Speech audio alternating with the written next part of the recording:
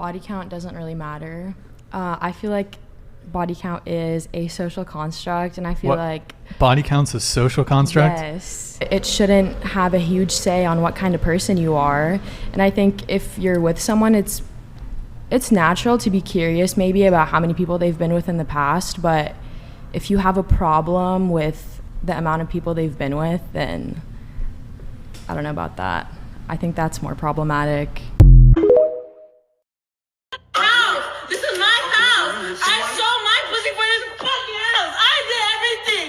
I did. The scary thing about this video is how real it actually is. I speak about this a lot, how women have to compete with men at this point to financially support themselves. The crazy part about it is how easy it is for women to make money on OnlyFans. It comes with a price. You lose your integrity, your morality. At the end of the day, when you're doing all of that, you understand it's a sacrifice mentally. It's in the back of your mind, you're not saying it. But the minute you give it a guy who cannot match that bag that you're making, because at the end of the day, women sell sex a lot easier than men, you're going to settle for that situation. But let's say he sets a boundary that you don't like, because you feel like you are paying most of the bills, you are making that bread, you are basically wearing the pants of that relationship. You're not going to listen to what he has to say. So what happens when you don't listen? He cheats, he's sneaky. The tonality in that video tells me that you are hurt and deceived, and at the end of the day, this is why I say men should just be men and women should be women.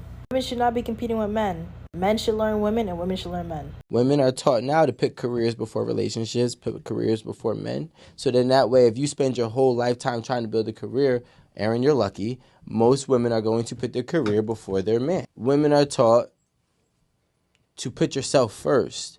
Travel before you get in a relationship, okay? Experience life before you get in a relationship. Work and achieve some type of, financial accolade or, educational accolade before you get into a relationship. I'm just confused because when a man finally comes into your life, a man's been taught his whole life, this is what you have to do for a relationship. If you want a relationship, you got to be able to have money so you can give to your relationship. You got to be able to have all these things so you can give to your relationship. I got to be a man enough and be able to protect so I can protect my relationship. When right now, in 2022, women are taught to do everything for themselves and nothing for a relationship. So when you ask me, are women programmed to be single? The answer is yes.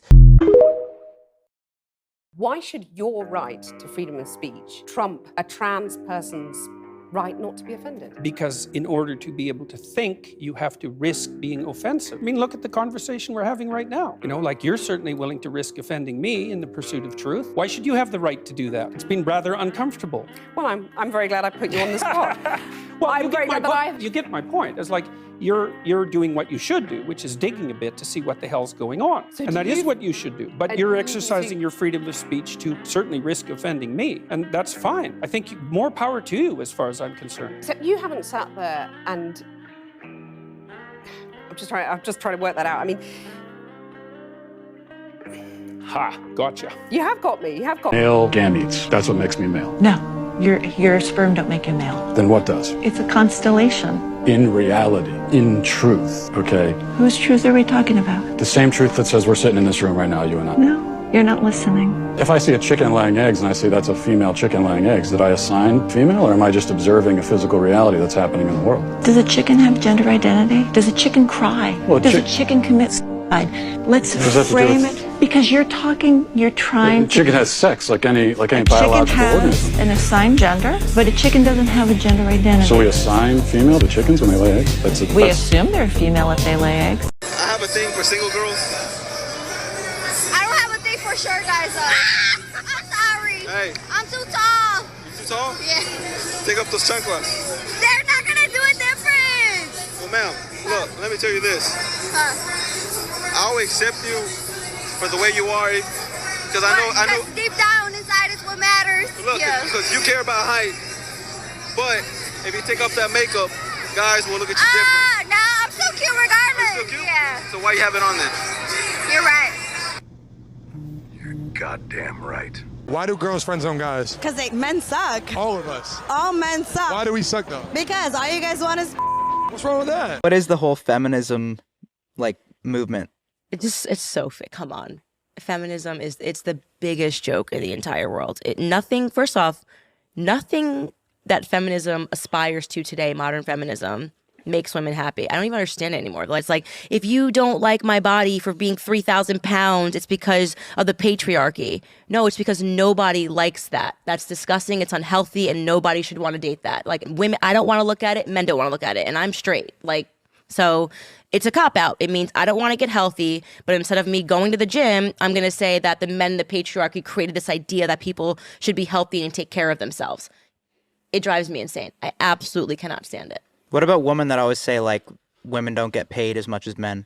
Yeah. I always hear that. How do you respond to that? It drives me insane. It drives me insane. insane. Is that a fact? But that's true, no? It is not true when they do the same jobs as men.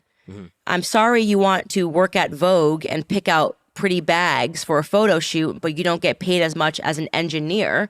The truth is that if you go into a career and you want to be a buyer for Macy's, and men are, taking business classes and want to go be CEOs of hedge funds, they're going to make more money. We have different interests. And there's nothing wrong with that, by the way. Like, men and women are not the same. We are biologically different. We have biological predispositions. The idea that women should want to climb the top of a ladder and, go into corporate America and be there forever. Women want to have kids, right? So there's another reason that they're not making as much money as men, is because a lot of women want to stay home with their children, which is an admirable goal, which feminism tries to wipe away. Like, oh, if you want to stay at home, something that women say to me all the time, why don't you make your husband a sandwich?